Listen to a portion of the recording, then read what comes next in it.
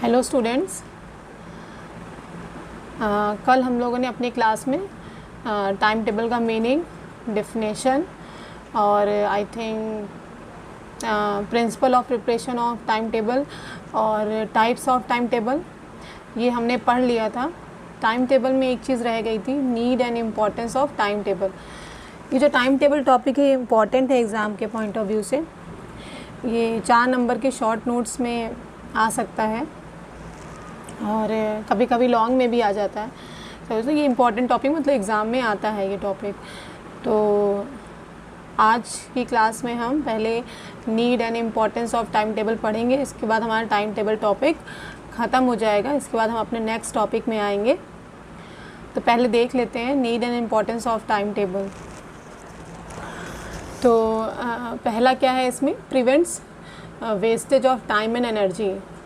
जैसा कि कल आपको मैंने बताया था जब टाइम टेबल पढ़ाया था कि टाइम टेबल के थ्रू क्या होता है, हर एक टीचर को और उस स्कूल के हर एक स्टाफ मेंबर को ये पता होता है कि उसको किस टाइम पे क्या काम करना है। जैसे टीचर को पता है कि उसे अपने फर्स्ट पीरियड में कहाँ जाना है, किस क्लास में जाना है और क्या पढ़ाना है। तो इससे क्या होगा, उसको कोई कन्फ्यूज़न नहीं होगी, उसका टाइम भी बचेगा, उसको अपनी एनर्जी भी नहीं वेस्ट करनी पड़ेगी कि मुझे किस क्लास में जाना या सोचना समझना पड़े।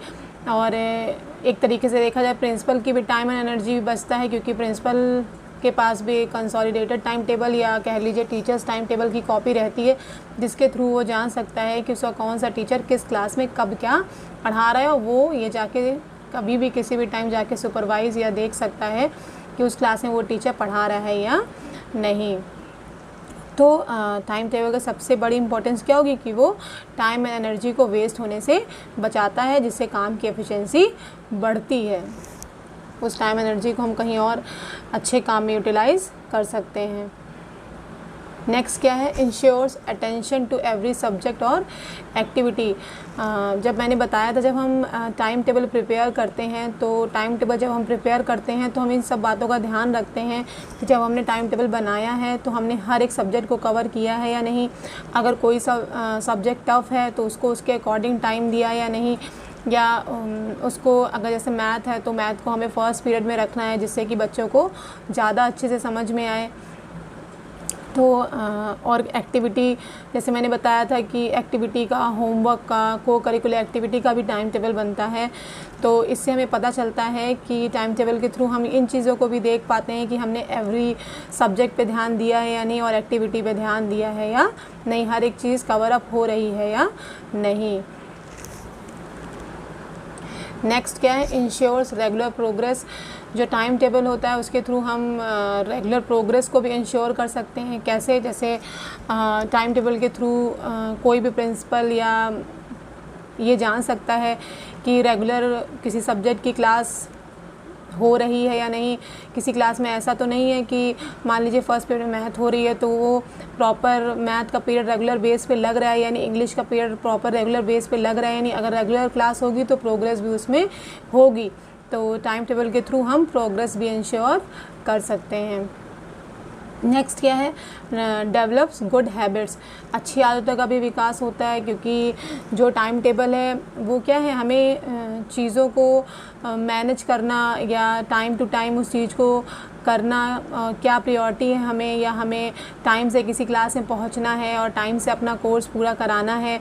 तो ये सारी सब अच्छी आदतें हैं जो एक टाइम टेबल के थ्रू स्टूडेंट्स या टीचर्स में डेवलप होती हैं।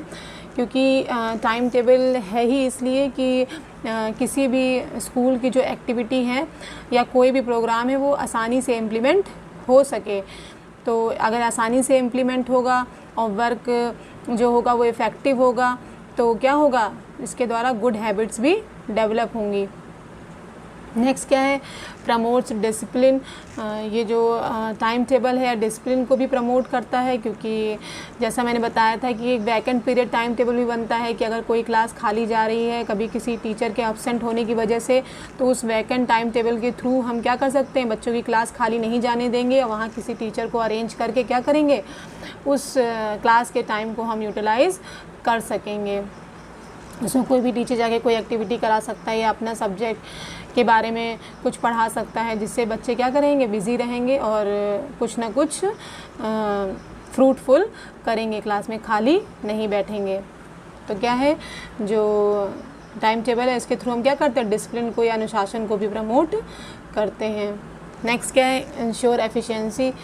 हमारी एफिशिएंसी भी बढ़ती है टाइम टेबल के थ्रू, क्योंकि अभी मैंने पहला जब इम्पोर्टेंस बताई तो उसमें पहला पॉइंट क्या है कि टाइम टेबल के थ्रू हमारी टाइम और एनर्जी क्या होती है, वेस्ट होने से बचती है। अगर हमारी टाइम और एनर्जी वेस्ट होने से बचेगी तो हमारे काम में क्या होगी, एफिशिएंसी खुद पे खुद आ जाएगी, हम कोई भी काम बहुत कुशलतापूर्वक कर पाएंगे। नेक्स्ट क्या है, ensures proper distribution of workload. जब हम टाइम टेबल बनाते हैं तो हम ये सब चीज़ें देखते हैं कि जितने भी टीचर हमारे पास अवेलेबल हैं उन सबको वर्कलोड बराबर डिस्ट्रीब्यूशन हुआ है या नहीं, किसी एक टीचर पे तो ज़्यादा बर्डन नहीं आ गया है, किसी एक टीचर को ही तो मैक्सिमम क्लास नहीं दे दी गई है। तो ये सारी चीज़ें हम टाइम टेबल के थ्रू इंश्योर कर सकते हैं। नेक्स्ट क्या है, सेकंड स्कूल क्लॉक। जो टाइम टेबल होता है वो किसी भी स्कूल का सेकंड स्कूल क्लॉक होता है। क्यों सेकंड स्कूल क्लॉक होता है, क्योंकि उसी के थ्रू हम जान पाते हैं कि किस समय पे कौन सी चीज़ किसी स्कूल में चल रही होगी, किस टाइम पे। जैसे हमें पता होगा, अगर हम टाइम टेबल देख लेंगे कि अगर जैसे हमारा स्कूल 7:30 पे स्टार्ट होता है तो हम उस टाइम टेबल को देख के ये पता लगा सकते हैं कि किसी भी स्कूल में उस 7:30 पे किस क्लास में क्या हो रहा होगा। इसीलिए स्कूल टाइम टेबल क्या है, किसी भी स्कूल की सेकंड स्कूल क्लॉक होती है। तो ये तो हो गई हमारा क्या, need and importance of time table. तो इसके बाद हमारा टाइम टेबल टॉपिक ख़त्म हो गया है। टाइम टेबल आप लोग अच्छे से पढ़ लीजिएगा। नेक्स्ट अब हमारा सेकेंड यूनिट का ही टॉपिक है मैनेजमेंट ऑफ फिज़िकल रिसोर्सेज, भौतिक संसाधनों का प्रबंधन। मैंने बताया था जब स्कूल मैनेजमेंट पढ़ाया था तो स्कूल मैनेजमेंट के मीनिंग में मैंने ये चीज़ बताई थी कि किसी भी स्कूल में दो तरीके के रिसोर्सेज अवेलेबल होते हैं, एक फ़िज़िकल रिसोर्सेज होता है और एक ह्यूमन रिसोर्सेज होता है।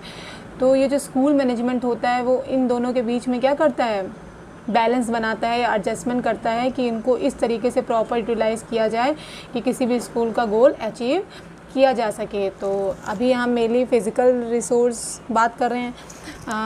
किसी भी स्कूल में फ़िज़िकल रिसोर्स और ह्यूमन रिसोर्स दोनों ही बहुत इम्पॉर्टेंट है। दोनों के ही बिना किसी भी स्कूल का ऑब्जेक्टिव पूरा नहीं किया जा सकता। तो इसीलिए आज हम मैनेजमेंट ऑफ फ़िज़िकल रिसोर्स पढ़ेंगे।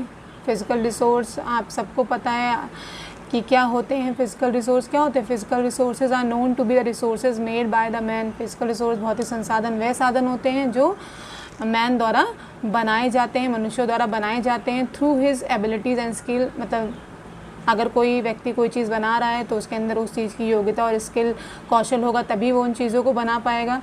कारपेंटर भी क्या है, एक कारपेंटर होना भी एक स्किल है, क्योंकि हर कोई व्यक्ति कारपेंटर नहीं बन सकता। तो वैसी ही बात है, जैसे कोई भी फ़िज़िकल रिसोर्स को क्या बनाने के लिए प्रॉपर एक एबिलिटी और स्किल का होना भी बहुत ज़रूरी है। The technology, buildings and many more products that are made by man are an example of physical resources. तो कोई भी टेक्नोलॉजी, कोई भी बिल्डिंग या कोई भी प्रोडक्ट जो क्या मैन द्वारा बनाए जाते हैं, मनुष्यों द्वारा बनाए जाते हैं, वो ही क्या है, फ़िज़िकल रिसोर्सेज के क्या है, एग्जाम्पल हैं। आपने अपने ही कॉलेज में बहुत सारे फ़िज़िकल रिसोर्स देखे होंगे, जैसे टेबल हो गई, चेयर हो गई, स्कूल बिल्डिंग हो गई, और वहाँ की लाइब्रेरी हो गई, और वहाँ के टॉयलेट्स हो गए, या वहाँ पे drinking water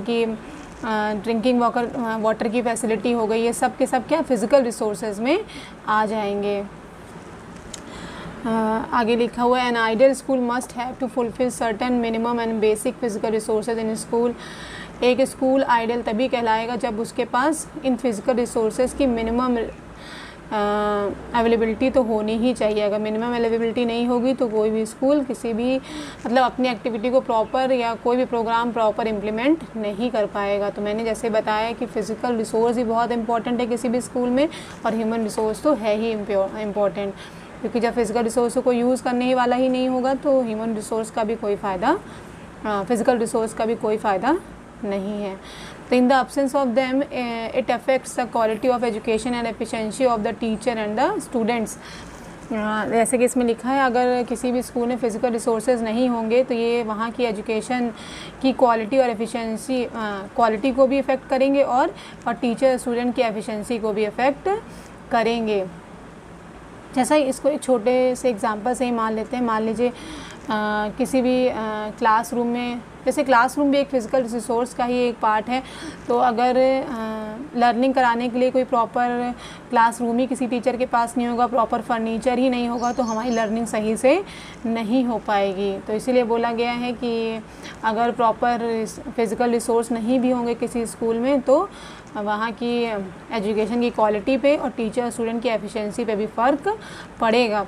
We can clearly say that the physical resources in school are great importance. तो हम ये साफ़ तौर पे कह सकते हैं कि किसी भी स्कूल में फ़िज़िकल रिसोर्स क्या है, ग्रेट इंपॉर्टेंस रखते हैं। Hence it is necessary for every school to have the below list of physical resources in school. तो हर एक स्कूल को ये जो फ़िज़िकल रिसोर्स जो नाम दिए गए हैं इनका होना बहुत ज़रूरी है। जैसे स्कूल बिल्डिंग हो गया है, लाइब्रेरी हो गया, लेबोरेटरी हो गया, प्लेग्राउंड हो गया, हॉस्टल हो गया, स्टाफ रूम हो गया, क्लासरूम हो गया। इसके अलावा भी बहुत सारी चीज़ें हैं जो फ़िज़िकल रिसोर्स में आती हैं। जैसे मैंने बताया था अभी, आपकी टॉयलेट्स या फर्नीचर या ड्रिंकिंग वाटर, ये सारी चीज़ें भी किस में आ जाएंगी, फ़िज़िकल रिसोर्सेज में आ जाएंगी। तो इन सबको हम आगे डिटेल में पढ़ेंगे। जैसे स्कूल बिल्डिंग तो हम पहले पढ़ चुके हैं, तो हम स्कूल बिल्डिंग इसमें एक्सप्लेन में बात नहीं करेंगे। हम यहाँ लाइब्रेरी से स्टार्ट करेंगे क्योंकि स्कूल बिल्डिंग हम लोग पहले पढ़ चुके हैं कि स्कूल बिल्डिंग है क्या, स्कूल बिल्डिंग के डिज़ाइन क्या होते हैं, है ना, ये सारी चीज़ें हम पढ़ चुके हैं। तो अभी हम स्कूल लाइब्रेरी से स्टार्ट करते हैं। आप सबको पता है लाइब्रेरी को हिंदी में पुस्तकालय बोलते हैं। तो यहाँ जब आप बीएड कर रहे हैं तो आप सब कहीं ना कहीं जूनियर टीचर बनेंगे, 6 to 8 के टीचर बनेंगे। तो लाइब्रेरी भी आपको स्कूल लाइब्रेरी ही आपको मैनेज करना आना चाहिए। तो स्कूल लाइब्रेरी होती क्या है, पहले हम ये जान लेते हैं। हम सब ने अपनी लाइफ में लाइब्रेरी का यूज़ तो किया ही है। जैसे आप सबके कॉलेज में भी लाइब्रेरी अवेलेबल है, तो आप उस लाइब्रेरी के थ्रू क्या करते हैं कि वहाँ जाते हैं, बुक्स सर्च करते हैं और बुक्स में जो भी आपके सब्जेक्ट हैं उनको क्या करते हैं, सर्च करते हैं और अपने नोट्स बनाते हैं या अपनी नॉलेज को बढ़ाते हैं उस लाइब्रेरी में बैठ के। तो सबसे पहले देख लेते हैं लाइब्रेरी होती क्या है। School library is a place in the school where vast collection of academic both are kept. तो किसी भी स्कूल लाइब्रेरी में क्या होता है, जो भी वहाँ पे जैसे स्कूल लाइब्रेरी है तो जिस भी टाइप का स्कूल होगा, प्राइमरी स्कूल होगा, जूनियर स्कूल होगा, अपर जूनियर स्कूल होगा, तो जैसा भी स्कूल होगी वैसी लाइब्रेरी होगी और उसी से रिलेटेड बुक वहाँ पे अवेलेबल होंगी। नेक्स्ट क्या है, these books are made available to the student to increase the knowledge and understanding on various subject. ये जो स्कूल लाइब्रेरी है वो क्या करती है, स्टूडेंट की नॉलेज को इंक्रीज़ करती है, क्योंकि जो स्टूडेंट्स होते हैं वो लाइब्रेरी में बैठ के क्या करते हैं, एक्स्ट्रा नॉलेज गेन करते हैं। क्योंकि बहुत सारे ऑथर की बुक होती है तो वो वहाँ उन ऑथर्स की बुक पढ़ के अपनी नॉलेज को क्या कर सकते हैं, इंक्रीज़ कर सकते हैं और बहुत सारी इन्फॉर्मेशन भी गेन कर सकते हैं। A school library plays a significant role in the life of a student. जो लाइब्रेरी है वो क्या सिग्निफिकेंट रोल प्ले करती है किसी भी स्टूडेंट की लाइफ में। It is the store house of knowledge. इसे क्या बोला गया है, स्टोर हाउस बोला गया है किसका, ज्ञान का। In a library students can find books various subjects such as history, geography, environment, political science, literature etcetera. क्योंकि स्कूल लाइब्रेरी की बात हो रही है इसलिए इन सब्जेक्ट को बताया गया है कि स्टूडेंट्स क्या करते हैं, स्कूल लाइब्रेरी में जाके इन सारे सब्जेक्ट की बुक्स को आसानी से सर्च कर सकते हैं। बहुत सारी बुक्स के ऑप्शन उनको उस लाइब्रेरी में मिलेंगे। A school library is a library within a school where students, staff and the often parents of a public or private school have access to a variety of resources. The goal of the school library is to ensure that all members of the school community have equitable access to books and reading to information and to information. Sorry, repeat हो गया, and reading to information. आप सबको पता है कि जो school library होती है तो उस स्कूल लाइब्रेरी में वहाँ का स्टाफ या फिर वहाँ के स्टूडेंट्स और टीचर्स जाके वहाँ पे एक्सेस कर सकते हैं। अगर वो चाहे वहाँ बैठ के रीडिंग करना चाहें तो वो भी कर सकते हैं। तो एक अच्छी स्कूल लाइब्रेरी तभी मानी जाएगी कि सभी को बराबर से वहाँ पे एक्सेस करने की फैसिलिटी हो, और कोई भी इंफॉर्मेशन अगर वो गेन करना चाहते हैं या कोई भी बुक लेना चाहते हैं तो वो आसानी से उस लाइब्रेरी में जाके प्राप्त कर सकें। फिर से वही लाइन रिपीट हो गई है। तो स्कूल लाइब्रेरी का मतलब आपको समझ में ही आया होगा। जो स्कूल लाइब्रेरी क्या है, वो knowledge store house of knowledge है, ज्ञान का भंडार भी बोल सकते हैं, क्योंकि यहाँ पे बहुत सारी बुक्स आपको लाइब्रेरी मिलेंगी। और बुक्स के अलावा भी जैसे कई जो ऑथर्स होते हैं या फिर कुछ आइडियल पर्सन होते हैं, तो उन सब की भी ऑटोबायोग्राफी भी मिल जाती है आपको। तो उन लोगों के बारे में भी पढ़ के, या बहुत सारी स्टोरी बुक होती है, बहुत सारी नॉवेल्स होती हैं जिसको आप पढ़ के क्या कर सकते हैं, अपनी नॉलेज बढ़ा सकते हैं और अपनी रीडिंग स्किल्स को बढ़ा सकते हैं। और जैसे आपको पता है कि लाइब्रेरी में न्यूज़पेपर सेक्शन भी होता है, तो आप उस न्यूज़पेपर सेक्शन से क्या आप इंफॉर्मेशन भी गेन कर सकते हैं। या फिर आपको कोई टास्क दिया गया, कोई प्रोजेक्ट दिया गया है, तो उस प्रोजेक्ट को आप उस लाइब्रेरी में जाके बैठ के सॉल्व कर सकते हैं। तो ये सारी चीज़ें हम लाइब्रेरी के थ्रू करते हैं, या कोई भी स्टूडेंट अपनी लाइब्रेरी का यूज़ करके ये सारी चीज़ें कर सकता है।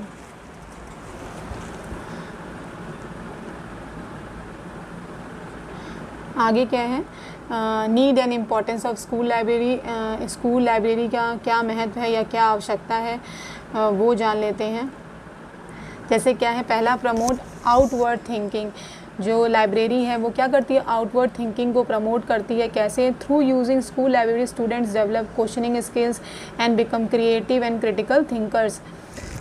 जो स्कूल लाइब्रेरी है इसके थ्रू जो बच्चों के अंदर क्या होता है, क्वेश्चनिंग स्किल्स डेवलप होती है, बच्चे क्रिएटिव बनते हैं और बच्चे क्रिटिकल थिंकर्स बनते हैं। क्यों? क्योंकि जैसे बच्चे वहाँ जाके बहुत सारी बुक्स रीड कर रहे हैं तो उनके अंदर बहुत सारे क्वेश्चंस भी पुटअप होते हैं, तो वो क्वेश्चनिंग स्किल्स उनके अंदर डेवलप होती है, और नई नई चीज़ें पढ़ रहे हैं तो वो क्रिएटिव भी बनते हैं और किसी चीज़ का अच्छा बुरा समझ पाते हैं, इसलिए वो क्रिटिकल थिंकर्स भी बनते हैं। In the library students become active seekers end user of information. Library के थ्रू बच्चे क्या बनते हैं, एक्टिव सीकर्स बनते हैं। मतलब एक्टिव सीकर से मतलब यहाँ एक्टिव लर्नर से भी हो सकता है, और यूज़र ऑफ इंफॉर्मेशन, बहुत सारी इन्फॉर्मेशन उनको लाइब्रेरी के थ्रू गेन होती है, तो उस इंफॉर्मेशन को यूज़ करना सीखते हैं। They use a library and it resource to find information to help solve problems and to develop an understanding of the word and words beyond their immediate experience.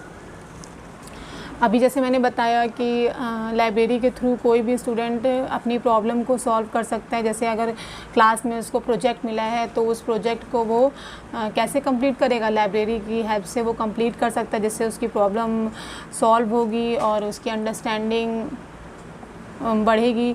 तो जैसे हम बुक्स पढ़ते हैं तो वैसे तो जब हम स्कूल में जो चीज़ें देखते हैं वो हम सामने देखते हैं और हम समझ पाते हैं कि वो चीज़ क्या है, लेकिन अगर हम बुक्स पढ़ते हैं तो हम एक अलग दुनिया को भी जान पाते हैं, उन अलग दुनिया को भी हम एक्सपीरियंस करते हैं। किसके थ्रू? बुक्स के थ्रू। तो इसीलिए बोला गया है कि जो लाइब्रेरी है वो क्या करती है, आउटवर्ड थिंकिंग को भी प्रमोट्स करती है, क्योंकि लाइब्रेरी के थ्रू हम बाहरी दुनिया को भी जान पाते हैं और एक्सपीरियंस कर पाते हैं। ये तो पहला हो गया।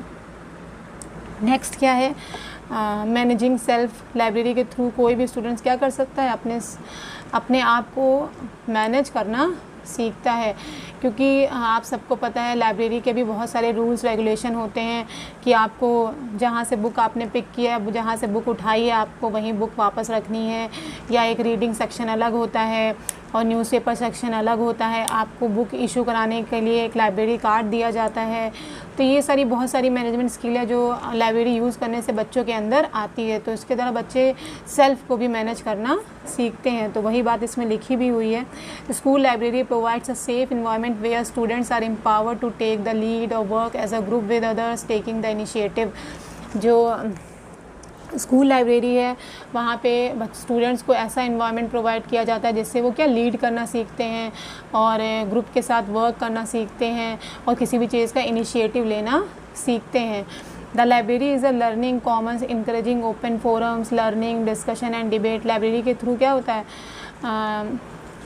लोगों को हम देखो लर्निंग पावर तो बढ़ती ही बढ़ती है, इसके द्वारा हम लोगों को इनकरेज भी कर पाते हैं और डिस्कशन भी कर पाते हैं और डिबेट भी कर पाते हैं। जब हमारी नॉलेज बढ़ेगी तो हमारी डिस्कशन और डिबेट करने की भी पावर बढ़ेगी। हम डिस्कशन और डिबेट कब कर पाते हैं, जब हमारे पास उस चीज़ की नॉलेज होती है। अगर हमारे पास उस चीज़ की नॉलेज ही नहीं होगी तो हम डिस्कशन या डिबेट या किसी को इनकरेज नहीं कर पाएंगे। तो आप सबको पता है लाइब्रेरी के थ्रू क्या करती है, हमारी नॉलेज बढ़ती है। तो the library provides levelled learning goal matrix for student use. जो लाइब्रेरी है वो क्या प्रोवाइड करती है, एक लेवल लर्निंग, मतलब वहाँ किसी भी कास्ट का या कोई भी बच्चा आए तो उसको लेवल लर्निंग दी जाती है, बराबर रूप से लर्निंग दी जाती है। नेक्स्ट क्या है, library layout signage and system enable library users to be supported and facilitate responsible library use। जो लाइब्रेरी लेआउट होता है या जो लाइब्रेरी का सिस्टम होता है वो ये एनेबल करता है कि जो भी लाइब्रेरी यूज़र हों उनको वो क्या करे, एक रिस्पॉन्सिबल यूज़र बनाए। जैसा कि मैंने ये बताया कि लाइब्रेरी के कुछ रूल्स रेगुलेशन होते हैं जिसके थ्रू ही आपको काम करना होता है। तो अगर हम उसके थ्रू काम करेंगे, एक सिस्टम के थ्रू काम करेंगे तो हम अपने आप को भी मैनेज करना सीखेंगे, ये क्वालिटी हमारे अंदर डेवलप होगी।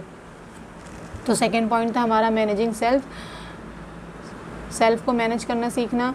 नेक्स्ट क्या है, participating and contributing. School library के थ्रू स्टूडेंट्स क्या करते हैं, पार्टिसिपेट करना सीखते हैं या कंट्रीब्यूट करना भी सीखते हैं। क्योंकि आप सबको पता है कि लाइब्रेरी में लिमिटेड बुक्स अवेलेबल होती हैं, तो उस बुक्स वो अगर हमारे पास मान लीजिए किसी एक सब्जेक्ट की 10 बुक हैं लाइब्रेरी में और बच्चे तो बहुत सारे हैं, तो उस बुक्स को क्या करते हैं, एक्सचेंज। जैसे एक हफ्ते के लिए किसी एक बच्चे ने वो बुक पढ़ी, फिर नेक्स्ट वीक पे क्या हुआ, उस दूसरे बच्चे ने उस बुक को पढ़ी। तो इसके थ्रू बच्चे क्या कंट्रीब्यूट करना भी सीखते हैं। जैसे library users are able to participate in group activities including discussion debate and research. Library के थ्रू ही बच्चे क्या क्या सीखते हैं, डिस्कशन करना सीखते हैं, डिबेट्स एंड रिसर्च करना सीखते हैं। The library creates opportunity for collaborative book sharing and reading promotion activities including author visits and special events.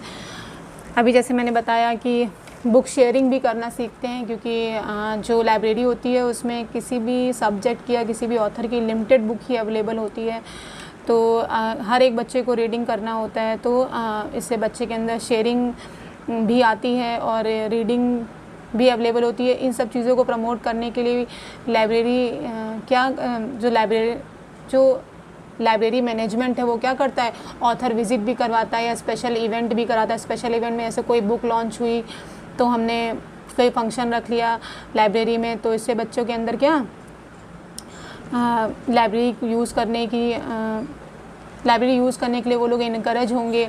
The library team maximise opportunity to promote the use of library facility and resource and uses their expertise to ensure that users needs are met.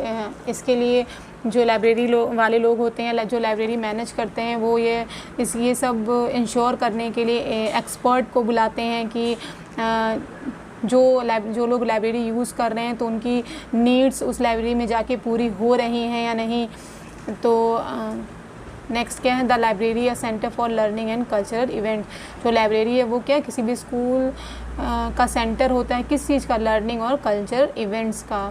क्यों, क्योंकि जैसे कोई culture event भी किसी school में होगा तो सब बच्चे जाके लाइब्रेरी में सर्च करते हैं, रिसर्च करते हैं, उस कल्चर के बारे में पढ़ते हैं और सीखते भी हैं उस लाइब्रेरी में जाके। तो लाइब्रेरी के द्वारा क्या होगा, बच्चे पार्टिसिपेट और कंट्रीब्यूट करना भी सीखते हैं। लाइब्रेरी का मैनेजमेंट इस तरह बनाया जाता है कि बच्चे ज़्यादा से ज़्यादा लाइब्रेरी को यूज़ करें, ठीक है, और अपनी नॉलेज को बढ़ाएं और शेयरिंग करना सीखें, अपनी रीडिंग कैपेबिलिटी को बढ़ाएं, है ना। इसके लिए लाइब्रेरी मैनेजमेंट होता है वो क्या करता है, स्पेशल इवेंट कराता है या ऑथर की विज़िट करवाता है, जिससे बच्चे क्या हो, इनकरेज हों।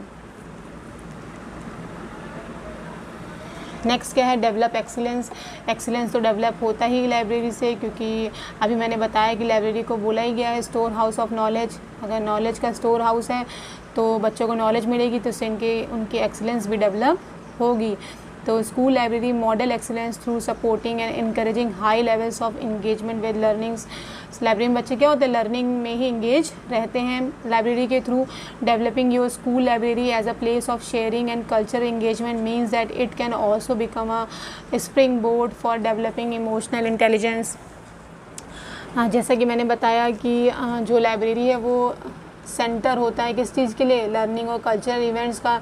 इसके द्वारा बच्चों के अंदर इमोशनल इंटेलिजेंस भी डेवलप होती है। School library system and services provide access to resources that encourage and facility lively debate and academic excellence. जो लाइब्रेरी सिस्टम है या जो लाइब्रेरी सर्विस है वो ये ऐसा प्रोसेस है जिसके थ्रू क्या किया जाता है, बच्चों को या स्टूडेंट्स को इनकरेज किया जाता है कि वो वहाँ के जो भी लाइब्रेरी के रिसोर्सेज हैं उनको यूज़ करे और यूज़ करके कि क्या करे, वहाँ अपनी एकेडमिक एक्सीलेंस बढ़ाए या लाइवली डिबेट में पार्टिसिपेट करे। इसके द्वारा क्या होगी, इसके एक्सीलेंस भी बढ़ेगी या डेवलप होगी। तो लाइब्रेरी के द्वारा क्या होता है, एक्सीलेंस भी डेवलप होती है। नेक्स्ट क्या है, foster innovation inquiry and curiosity. Library के द्वारा क्या बढ़ती है, इनोवेशन, मतलब नई नई चीज़ें बच्चों को पता चलती हैं। तो इंक्वायरी, बच्चों के अंदर इंक्वायरी की भी स्किल डेवलप होती है और क्यूरियोसिटी भी बढ़ती है, क्योंकि बुक्स के थ्रू बच्चे नई नई चीज़ें भी जानते हैं तो और उनको मज़ा आता है कि बुक के थ्रू उनको ये सारी चीज़ें पता चल रही हैं, तो उनके अंदर क्यूरियोसिटी भी बढ़ती है। The school library is ideally placed to foster innovation inquiry and curiosity. ये अभी बताया कि लाइब्रेरी के थ्रू ये सारी चीज़ें भी डेवलप होती हैं किसी बच्चे के अंदर। The dynamic environment of school library is अ की सोर्स फॉर मोटिवेटिंग लर्नर्स। जो लाइब्रेरी का एनवायरनमेंट है वो क्या करता है, बच्चों को मोटिवेट करता है और ये क्यूरियोसिटी की और डिस्कशन और डिबेट की भी स्पिरिट को डेवलप करता है। फिर क्या है, प्रमोट्स इक्विटी, समानता को प्रमोट करता है। जैसा कि मैंने अभी बताया कि किसी भी स्कूल में बहुत तरीके के बच्चे पढ़ते हैं।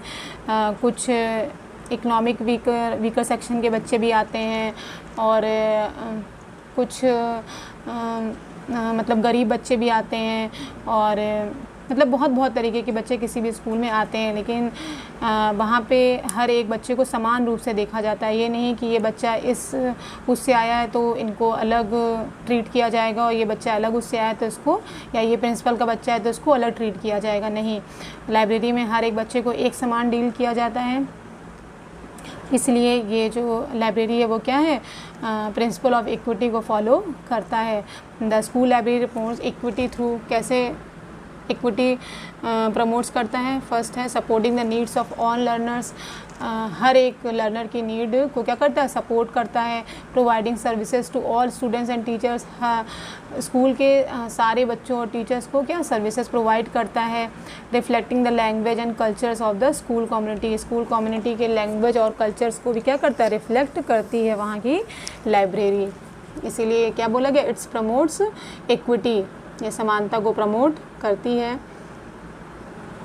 नेक्स्ट क्या है, रिस्पेक्ट भी बच्चों के अंदर डेवलप होती है लाइब्रेरी के थ्रू। कैसे, the library welcomes and supports all learners and the high value placed on education and learning encourage and grows respect. जो लाइब्रेरी है वो क्या हर एक स्टूडेंट को वेलकम और सपोर्ट करती है, ठीक है। तो अगर और सपोर्ट किस लिए कर ली, लर्निंग के लिए, एजुकेशन के लिए सपोर्ट कर रही है। तो आप सबको पता है कि एजुकेशन और लर्निंग के थ्रू बच्चों के अंदर रिस्पेक्ट भी ग्रो करती है। बच्चे एजुकेशन के थ्रू या कह लीजिए लर्निंग के थ्रू रिस्पेक्ट करना भी सीखते हैं। ऐसे लाइब्रेरी में जाते हैं तो जो लाइब्रेरी का जो स्टाफ होता है वो वहाँ के स्टूडेंट्स की नीड्स और इंटरेस्ट को क्या करता है, रिस्पेक्ट करता है। तो अगर वो लोग रिस्पेक्ट कर रहे हैं तो बच्चों के अंदर भी ये चीज़ डेवलप होगी कि जब लाइब्रेरी के स्टाफ के द्वारा हमें रिस्पेक्ट दी जा रही है तो हमारा भी ड्यूटी बनती है कि हम भी उन लोग को रिस्पेक्ट करें। तो रिस्पेक्ट भी बच्चों के अंदर डेवलप होती है। Library staff respect student individual choices in reading general and format. They encourage diversity through selecting resources to match the different interest cultures and language of their student. क्योंकि किसी भी स्कूल में डिफरेंट कल्चर्स, इंटरेस्ट और language वाले बच्चे आते हैं, लेकिन जो स्कूल या लाइब्रेरी सिस्टम होता है वो क्या करता है, हर एक, चाहे वो किसी भी कल्चर या लैंग्वेज का बच्चा क्यों ना हो या किसी भी इंटरेस्ट का बच्चा क्यों ना हो, लाइब्रेरी द्वारा हर एक बच्चे को रिस्पेक्ट दी जाती है। तो रिस्पेक्ट भी ग्रो होती है लाइब्रेरी के थ्रू। नेक्स्ट क्या, provides information, inculcates ideas and develops knowledge. जो लाइब्रेरी है वो क्या इन्फॉर्मेशन प्रोवाइड करती है और अच्छे आइडियाज़ मन में लाती है और नॉलेज भी डेवलप करती है। नॉलेज तो डेवलप करेगी क्योंकि it is a storehouse of knowledge. The school library provides information, inculcates ideas and develop knowledge that is so essential to functioning successfully in today's information and knowledge based society. आपको पता है कि हमारी जो society है वो क्या है, नॉलेज बेस्ड सोसाइटी है। तो अगर उस सोसाइटी में हमें सर्वाइव करना है तो हमारे पास नॉलेज होना बहुत ज़रूरी है। और it is fundamental to school library to equip students with life long learning skills and develop in them creative thinking and imagination and enabling them to live as ideal and responsible citizens. जो library है वो क्या करती है, students को life long learning skills क्या करती है, प्रोवाइड करती है and develop in them creative. Library के थ्रू क्या होता है, बच्चे क्रिएटिव बनते हैं, इनोवेटिव बनते हैं, उनके अंदर इमेजिनेशन पावर डेवलप होती है। अगर ये सारी चीज़ें किसी भी बच्चे के अंदर डेवलप होगी तो वो क्या करेंगे, एक आइडियल रिस्पॉन्सिबल सिटीजन बनेंगे किसी भी सोसाइटी के। तो ये थी हमारी needs and importance of school library. ये जो स्कूल लाइब्रेरी है वो इम्पॉर्टेंट फिज़िकल रिसोर्स हैं किसी भी स्कूल के लिए। Thank you class.